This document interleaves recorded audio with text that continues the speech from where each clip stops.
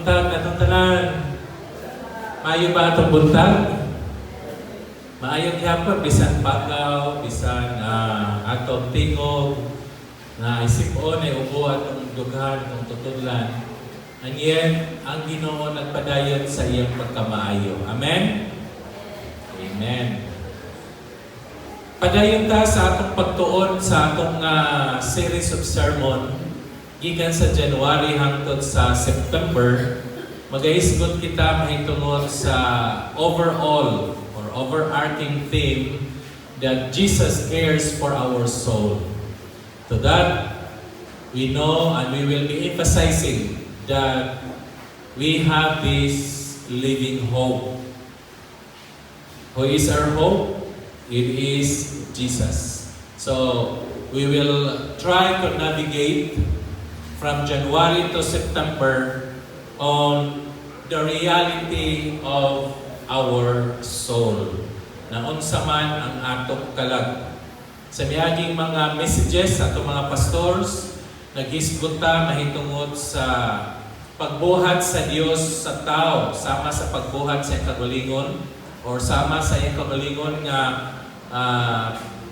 pattern mausad na iyang paghimo sa tao. Ang Dios, usa ka Dios sa tulo ka persona, God the Father, God the Son, and God the Holy Spirit. So He made man and woman according to His pattern. Mo nang ang tao doon na siya body, soul, and spirit. And we know for the past Sundays that our spirit is made alive in Christ. Without Christ in your heart, your spirit still dead into sin. Mao nang ikinahanglan kini ato mga messages right now until September. This is intended for all the believers, for all Christians suffering in pain. Christians who have struggled their soul. Ug mga Christian na mangutana kung basin o dunay problema sa akong pagtuo nganong nag-antos man ko. And we know last Sunday, gisgot si Pastor Ryan about a paralyzed soul, ay mind. Mind ba to? Will? Ay, will. A paralyzed will. Di man paralyzed ang atong spirit. Alive man ta sa spirit because we have Christ in us. Ang atong lawas, nag-struggle, kaya napatas kalibutan. Ang atong una-una, ug atong pagbati, nag-struggle. Pati pa ang atong pagbuhat, nag-struggle. Tawag niya na paralyze.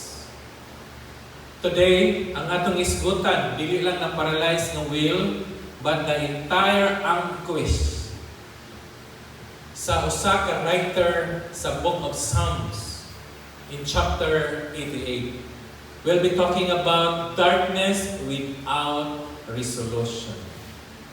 So, let us open up our Bibles. Atong basahon ang atong passage dinha sa Psalms 88 verses 1 to 18.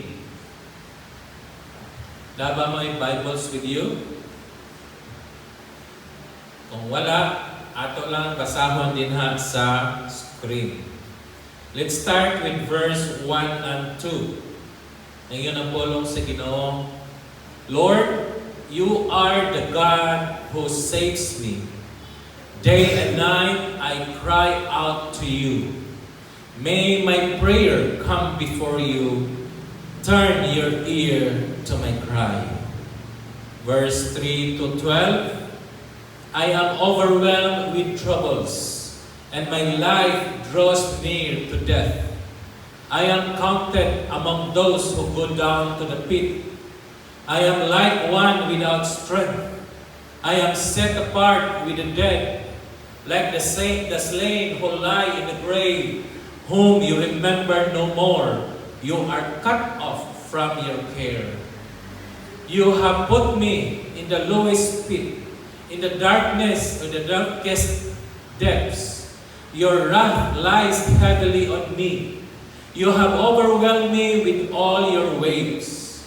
You have taken from me my closest friends and have made me repulsive to them. I am confined and cannot escape. My eyes are dim with grief. I call to you, Lord, every day. I spread out my hands to you. Do you show your wonders to the dead? Do their spirits rise up and praise you? Is your love declared in the grave, your faithfulness in destruction? Are your wonders known in the place of darkness, or your righteousness deeds in the land of oblivion? In 13 to 18, he says, But I cry to you for help, Lord. In the morning, my prayer comes before you. Why, Lord, do you reject me and hide your face from me? From my youth, I have suffered and been close to death. I have borne your terrors and I'm in despair. Your wrath has swept over me. Your terrors have destroyed me.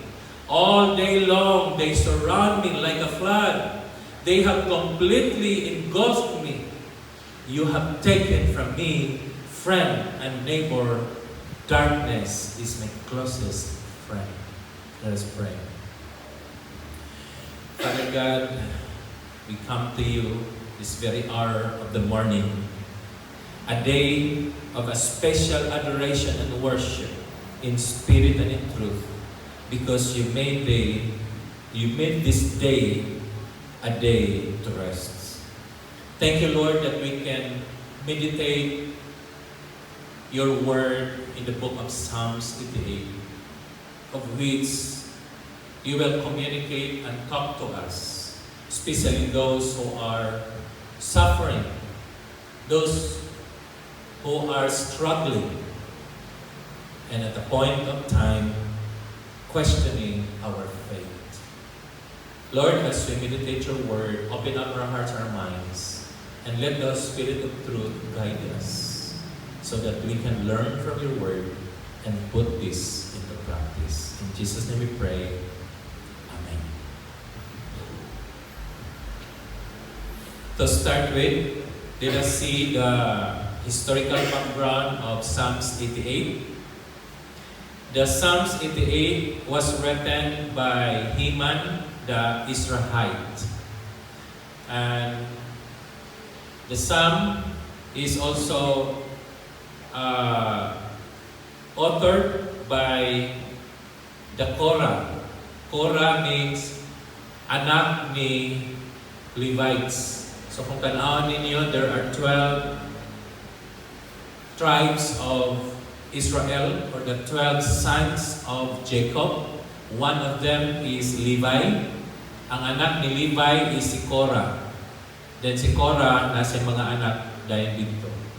O kabalon ta in the history nga ang mga Levites wala sila'y bahin sa yuta.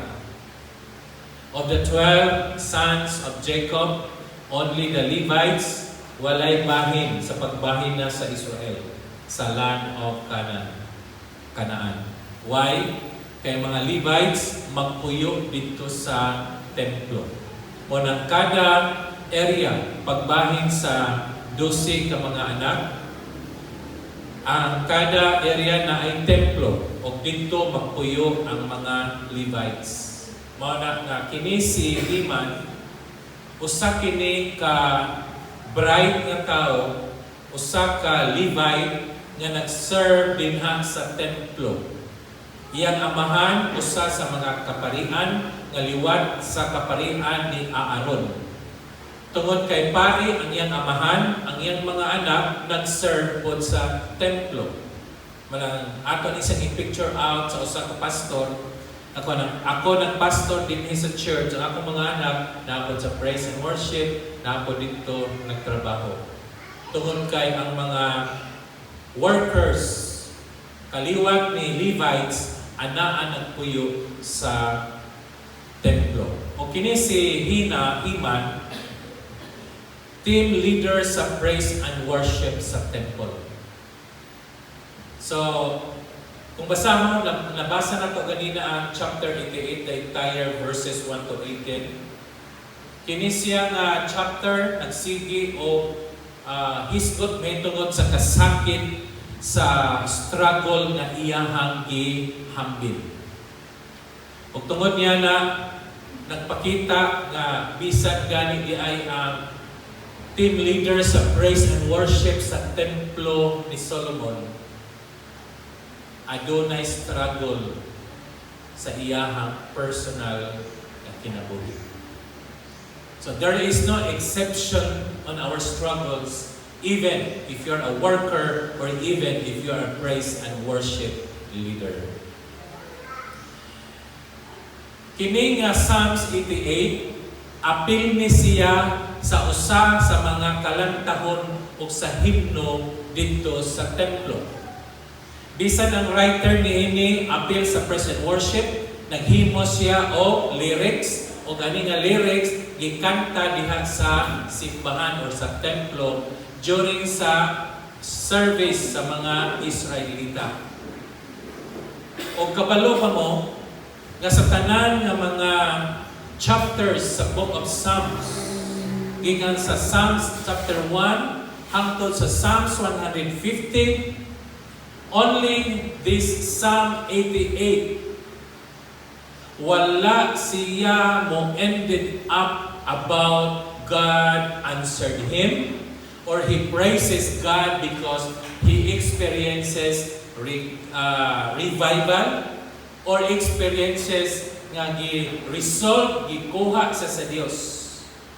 This is the only chapter nga ning end of darkness, which is the closest friend of human. So, special siya. Katapusan, kini siya nga mao nga himno, mao ni siya ang nagpaila sa simbahan, even the temple of the Jews, that indeed struggles and darkness in life is real. Tanawa ang Israel karon. Kapila banhigi ang Israel nga nasod. Kapila siya hatagan og missiles. Wadon sa mapa ang Israel. Mga nga kada gabi magkurog ang mga Hudyo, ang mga tao dito sa nasod sa Israel. Ewa sila kay baw nga karon tagtaon na nasa imubuto. Karon tagtaon na nasa Scud missile nga moabot. Mga nga way hunong ang kinabuhi nila dito.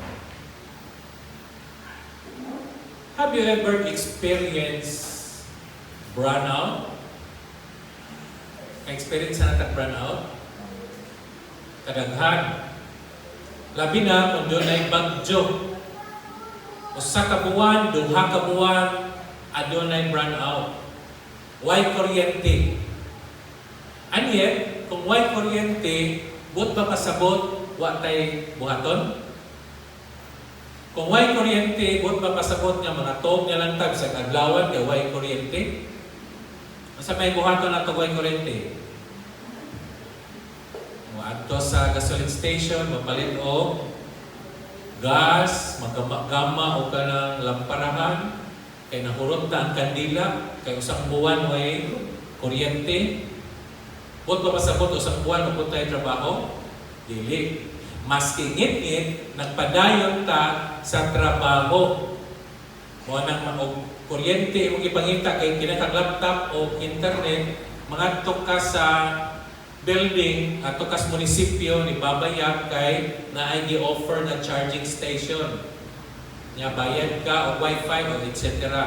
That means bisan sa kagit-ngit dili mahunong ang atong paglihok. Mausad na ang nahitabo sa salmista. Mao ni nahitabo sa mga Israelita.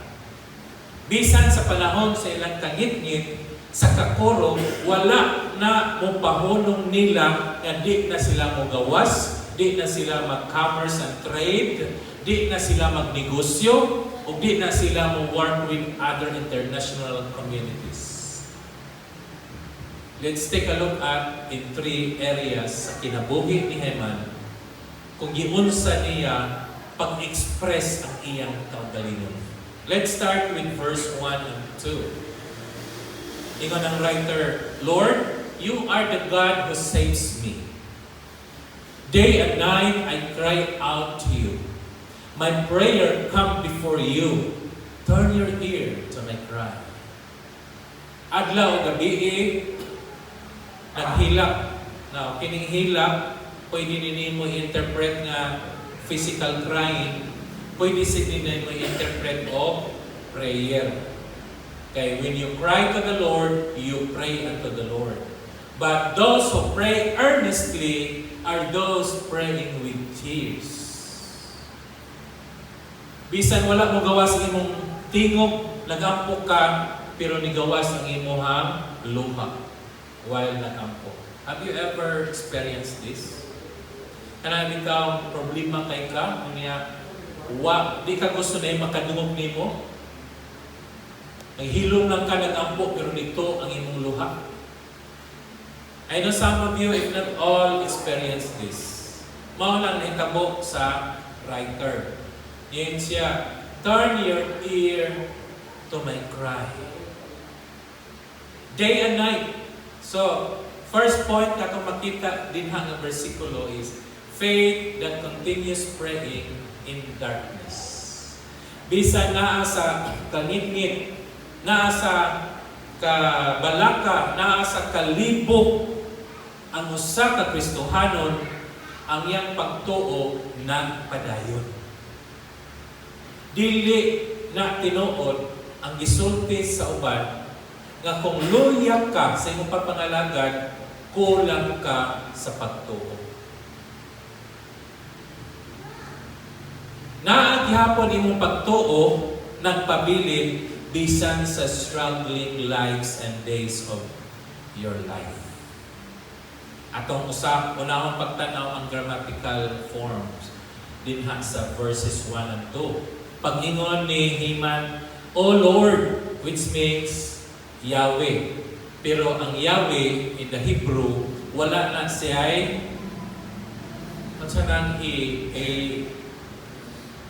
sa consonant or syllable. Vowel o consonant to. Kung consonant, poro ra, dili mabasa kung consonant ra. Pero kung vowel, mabasa na to. So, polong God or Lord is puro consonant. Walay vowel. Muna ang mga scholars, ilang ibutangan na ang mga vowel. Manang mabasa na nato, mahimo siya Yahweh. Ang uban, may siya Jehovah. Mana siya ang meaning. So, ingon siya, O Lord, God of my salvation. The writer acknowledged nga pag-ampo niya, ang iyang giampuan, mao'y Ginoo o Dios nga galuwas niya. When we pray and acknowledges na ang atong giampuan mao'y nagluwas nato, buti pasabot, we have an assurance that at the end of this suffering, He will save us. The present tense verbs ngayon siya, I cry out day and night, is an action word. Dili siya passive, but this is active. Kada gabi, kada adlaw, siya nag-ampo. And the last here is lament structured as direct address and not monologue. Kasulay mong ampo nga. Kana murag nagmonolog ang nag-ampo. Kana ba nagunahuna ka nga, Lord, wala ka akong kakulat to, pero di lang sa siguro. Ano meto niyang pag-ampo nga dugay mahuman nga murag ka-istorya sila sa Ginoo. Unya siya rapoy tubag siya mga pag-ampo.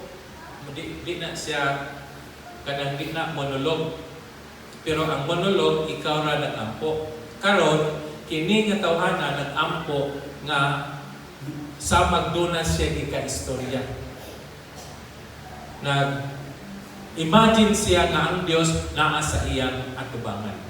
So, wala siya ay atong gi-interpret sa verses 1 and 2. But on the theological insights, nga nung nahitabo na sa writer, number 1, there is a genuine faith even without emotional relief. Mga tao nga nag-antos, mga tao nga adunay struggle sa hunahuna, mga tao nga adunay problema sa iyang emotional state, dili po ti pasabot nga wala siya pagtuo sa Ginoo. Atong klarohon. Kay kasagaran nato, kung doon na tayo emotional problem, ingnon ta sa atong mga Kristohanong kauban, di magkatinuod nga Christian.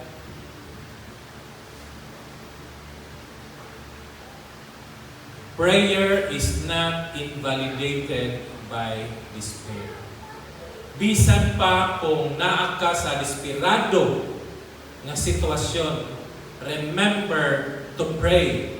Bisan pag dili maayo ang imuhang pagbati, remember ang imong pagtuo o pag-ampo, original na siya, genuine na siya, nga nag-focus o direct ngadto sa atong Dios nga atong manluluwas. This means we cannot equate our experiences with our faith and even in prayer. Bisan naa ka sa kaluya, makaampo gihapon ka. Bisan pag imong hunahuna nga layo ko sa Ginoo, apan hunahunaa nga duol ka sa Ginoo. Unsa may atong buhaton? Let us continue praying even when nothing changes. Bisag wa pa tubaga atong mga pagampo, padayon tas pagampo. Bisag pag wa ka nakakita o gamay na lang nga kausaban sa sitwasyon, ayaw umundang sa pag-ampo sa Ginoo. Why? Naka-anchor ang atong identity in Christ. Wala naka-anchor ang atong identity sa atong emosyon. Na dili na ko feeling karon mag-ampo, dili na ko feeling karon nga mosimba, dili na ko feeling karon nga motabang. The church must know that persistent prayer is victory in itself. Kana atong padayon sa pag-ampo, bisan doon natin problema, it's already a victory. Bisag wa tubaga, maski way nahitabo, maski para nimo wa kadungga sa Ginoo, ang imong pag-ampo o pagtuo ipadayon kay kana original. Sama sa gihimo ni Himan na bisan sa iyang problema, nagpadayon siya sa pag-ampo. Sa atong ibasa kanina sa verses 3 to 12, kini gahisgot mahitungod sa usa ka pagtuo nga na-overwhelm sa kasakitan. Ibasa nato na siya, nato basahog balik. Atong ibasa ang verses 3 to 12. Kahisgot siya, masayang hisgotan din ha. Mura man ko Lord na adool sa imperno. Mura man ko Lord na sa kilid sa usa ka panteon, sa usa ka patay. Di ba malaihang gingon? Mura siya og nasa ilalong yun niya kangit-ngit. Mura sa gibiyaan. Asa raman. Ang iyang mga amigo wala na. Di na mukuyog niya. Have you experienced this? Na kung doon natin problema, wala natin amigo? Pag natin kwarta, bibo? So like kung doon natin kwarta, di ba? Invite din invite dito. Istorya dito. Lakaw din lakaw dito. Kaya na, may kwarta. Pag wala na kwarta, na may mong bisita ni mo?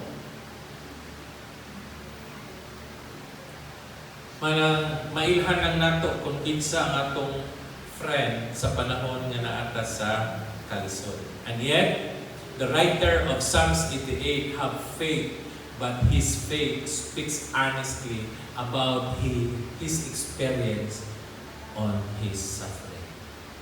Ang tanaw na ito ni siyang the entire verses 3 to 12 na ay gitawag din na itong intensifiers. Kung saan intensifiers? Mao ni ang makahatag o bugat, makahatag o kainit, muna makahatag nato o una-una, nga miingon ang writer, full of troubles, near Sheol. Ganang Sheol mo na sa imperno. Ngayon pagkit siya, naanak ko diri sa katapusan, kinaubusan, the lowest pit. Wa sa kahisgot may tungod sa iyang pamilya, ang iyang isgutan, iyang kaugalingon. Wa sa nangangin sa simbahan, wa sa nangangin sa mga membro sa praise and worship team. Kaya siya may head sa praise and worship, si Heman. Wa niya, angina sila. Ang iyang himo, ako. Na anak ko, experience siya ni nako. Buti pasabot, grabe yun ang iyahang pagdool ngadto sa Ginoo. Na ay daghang problema sa simbahan, di lang siguro sa ato, but throughout the churches, if those churches are saved by the grace of God. And according to theology, Scripture legitimizes psychological collapse. Buti pasabot, maski aduna nato dinhi nga naglisod na psychologically, psychiatrically, ora na kang mabuang, ora na kang di na ka mahimutan, remember, you're still a Christian. Wa lang kadaog ang imong soul, which is your mind, your emotion, and your will. Pwede ra nga mo ayon ka sa Ginoo, Lord, di ako kakwanta, na unsa naman ko Ginoo. You can say that. Express it as it is. Be honest. Dili na to tagu-taguan. O dili na ko ti pasabot nga kung nag-antos ta, grabe na yun ang imong kahimtang, o hapit na ikamatay, nga dili na ka Christian. Ingnan ka nga, di naman siya pastor. Makadugog ka, ngayon ka nga di na pastor, oy, demonyo na. Siya mong bation. Ana, di na Christian. Pa-Christian lang na. How are these people saying those things? Mani mga tao nga mga judgmental nga mura o dili na po sila makasala. Mura po o dili na sila maka-experiensya o kasakitan. Pero those who have experienced ingon niya ng kasakitan, they will understand. Nga nung passionate kumusulti ni Ana because I have experienced it. Labi na yun, ikamatay. Makadugog ka sa mga feedback sa mga tao, dili na siya pastor, demonyo na. Hindi pagit sa simbahan, isulti. Ikaw po na makadugog Ana. Diba? Grabe. And yet, this psalmist, si Heman, expresses honestly his faith during his suffering. So sabi atong himoon, number 1, atong ihunomon kining atong pag-tan-aw mahitungod sa atong suffering nga this will just pass. Mulabay na nag-antos ka karon, ugma sunod adlaw mulabay na di na ka makahinumdom nga wa na di ay nahuma na di ang problema. It will just pass by. Sama sa abog. Muabog man siya or aso, kapan mahana. Wala na ayaw kaguol. Tungod kay wala pa rin mga problema nato. Karon nag-antos ka. Karon nalipog ka. But later on, God will give you wisdom in the times which we do not know. Maski pagkaroon, sige ka problema, sige lang. It's reality. Naghapon na. Maski Christian ta, dili ta kanang ingon nga wa na tay labot anang mga struggles, wa na kay Christian ako. No. That is mystical. Dili na tinuod. Kay maski Christian pa ta, we are not immune on our struggles daily. We are not immune on the problems. You can express it in prayer. And church, isa gyud ni nato nga timan-an nga kada simbahan daghan ang nag-antos og dunay mga struggles in life which we do not know. Di man ko kakita sa inyong kasing-kasing ngayong una-una. Di po mo kita sa ako. But we know that in every church, members are struggling psychologically. And as a church, we need to acknowledge that. That's reality. Di ta ka-evade anak niya.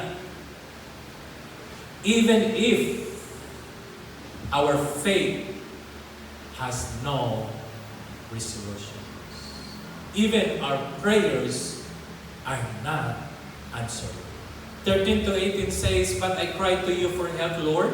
In the morning, my prayer comes before you." Nadunggan sa Ginoo ang pag-ampo ni Salmista.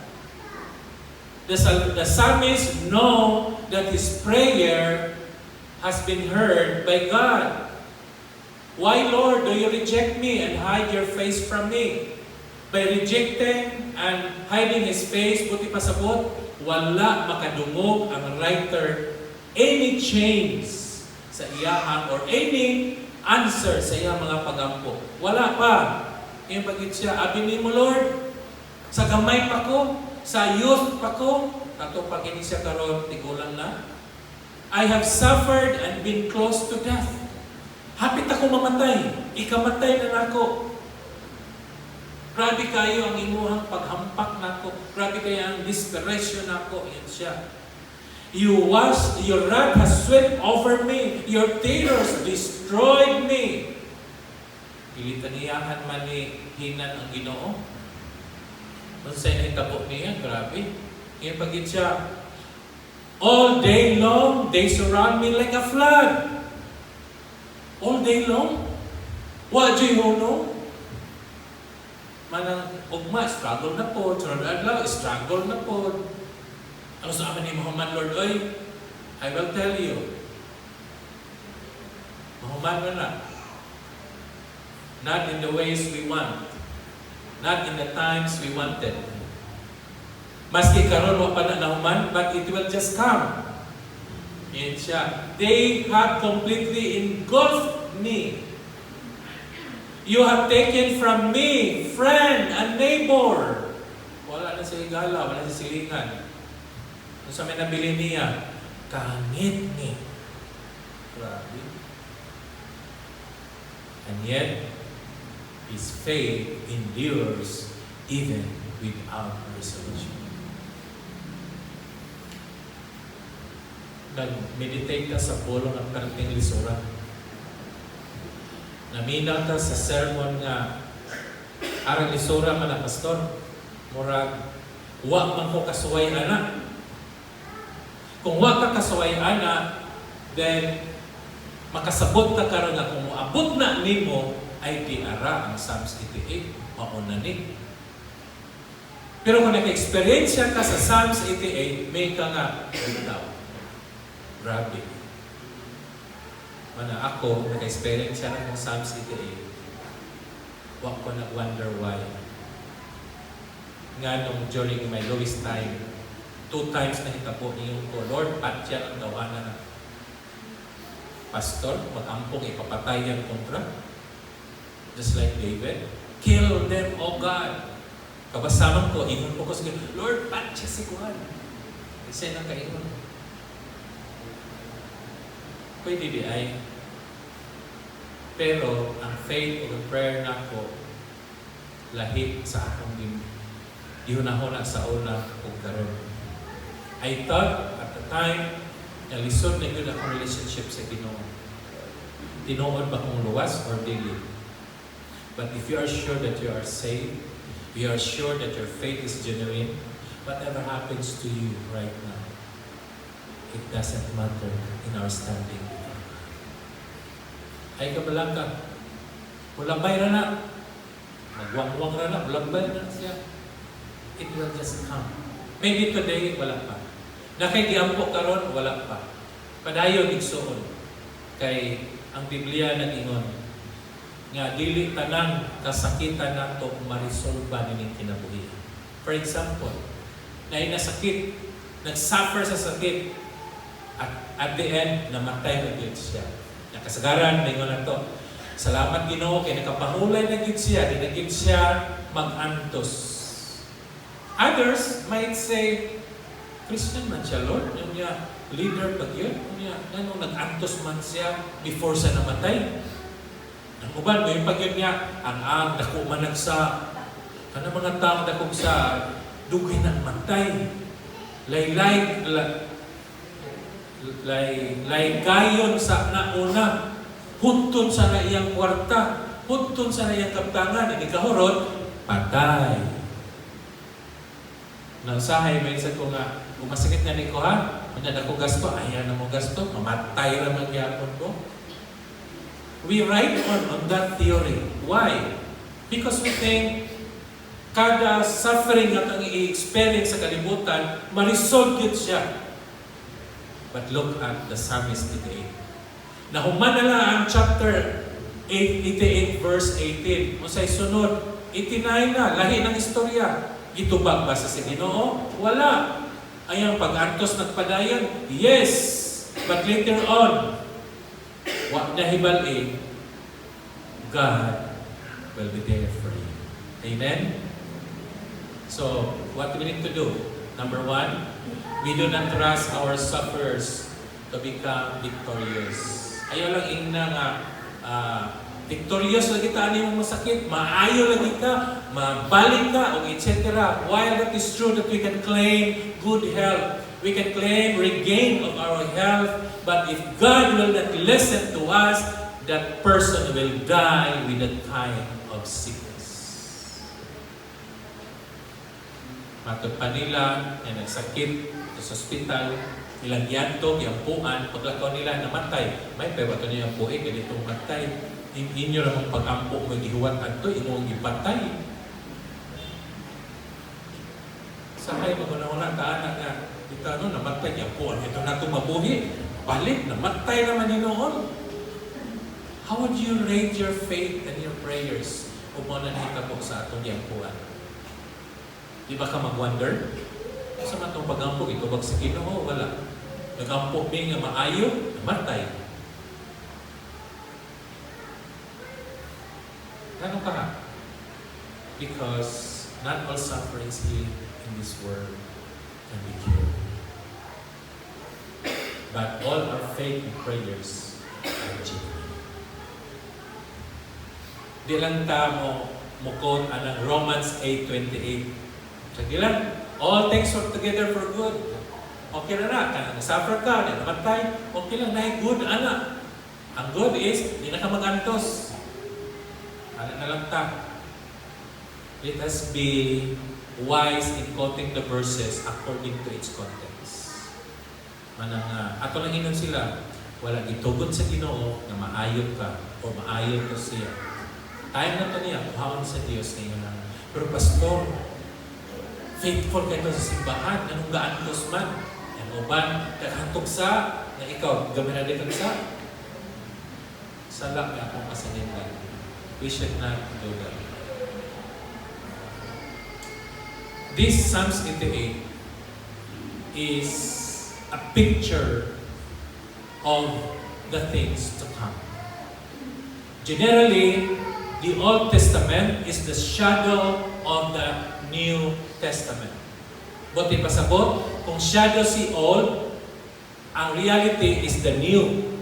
Magtindog ko dire na ako'y kita mo sa mga anino, dire, mao na yung Old Testament. Ako ang New Testament. Buti pasabot, when you read the Old Testament, it's just the shadow. The owner of the shadow is found and discussed in the New Testament. So Psalms 88 is just a picture. It's just a mirror, a shadow of Christ in the New Testament. Who suffers at the end? Di ba si Kristo? Giluwas ba sa amahan si Kristo sa iyang suffering? When Christ started His suffering, and He knows it, that it will start tonight, He went to the garden and prayed. Sa iyang prayer, grabe, ang singot niya, murag dugo. Dili dugo ang singot ha. Murag dugo. Nakanang dugo kung mo alis yung dire, hinay na mo dagan. Tungkol sa sticky. Ang iyahang singot, sticky kaayo, grabe. Gano ayang pagampo, Lord. Pwede ba? Ipalabay sa ning kopa. Sa nang kopa? His death. Pwede ba di sa ko mamatay? But, ingat siya, not my will, but thine be done. Ato mga pagampo, grabe kay pagampo. Lord, mauni, pwede ba? Pwede ba? Pero at the end, may yung ta, depende na ni mo, Lord. Masa may gihimo ni God the Father.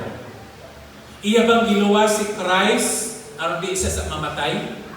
Naman sa gihimo ang God the Father while Jesus suffered His physical suffering. Gikan sa atubangan ni Pilato hamto dito sa bukid sa Kalbaryo. Na ba intervention ng God the Father hangtod nagtupa siya dito sa cross? Na ba intervention ng God the Father hangtod sa paglubong niya dito? Wala. Because God has a plan in His life. And yet, after the death of Jesus, He rose up again and lifted up again to His place and seated at the right hand of the Father. See?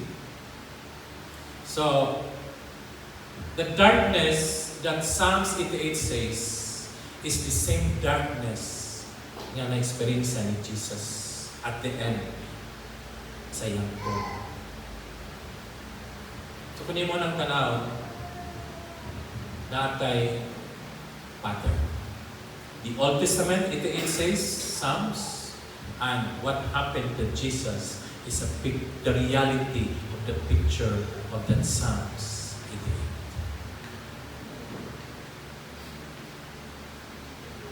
So, sa akong bahat. What is the big idea?